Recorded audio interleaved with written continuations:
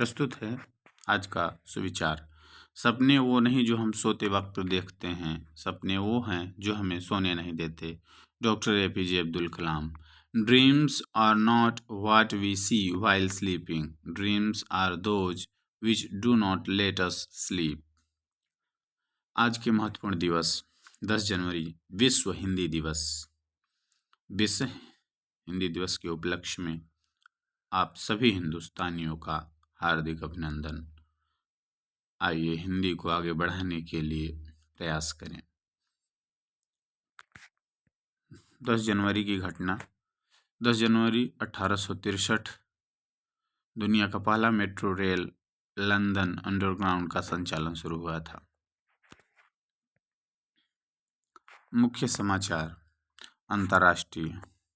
Los Angeles wild fire.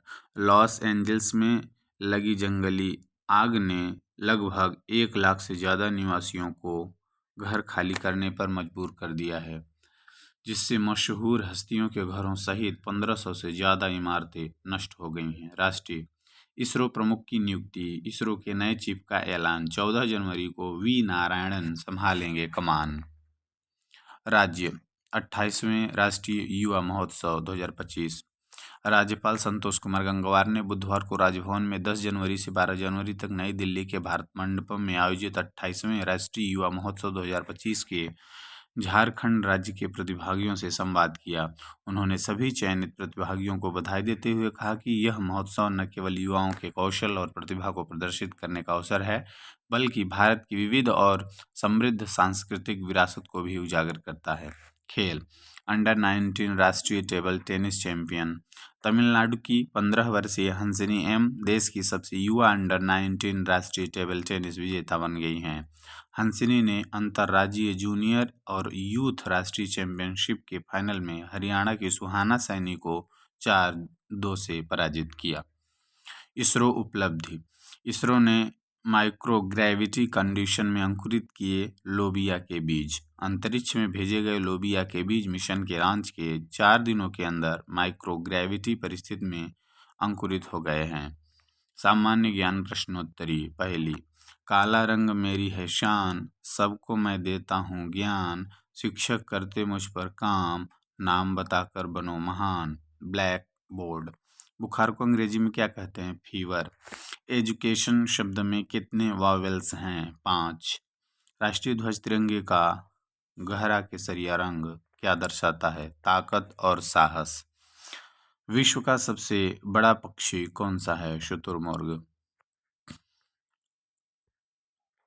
1979 में शांति का Nobel पुरस्कार जीतने वाली प्रथम भारतीय महिला कौन थी? Mother Teresa. कौन सी नदी दक्षिण भारत की गंगा कहलाती है? गोदावरी। ईमानदारी संज्ञा की कौन सी प्रकार है? भाववाचक संज्ञा। बीरबल का वास्तविक नाम क्या था? महेश दास। मनुष्य में बुद्धि एवं चतुराई का केंद्र कहाँ है? सेरेब्रम। भारत में परमाणु ऊर्जा विनियामक बोर्ड कब स्थापित किया गया? 15 नवंबर 1983। किस अभिक्रिया द्वारा पौधे में ऑक्सीजन बाहरी वातावरण से कोशिकाओं में पहुंचता है? विसरण। प्रबल अम्ल और दुर्बल क्षारक से बने लवण का पीएच मान क्या होता है? 7 से कम।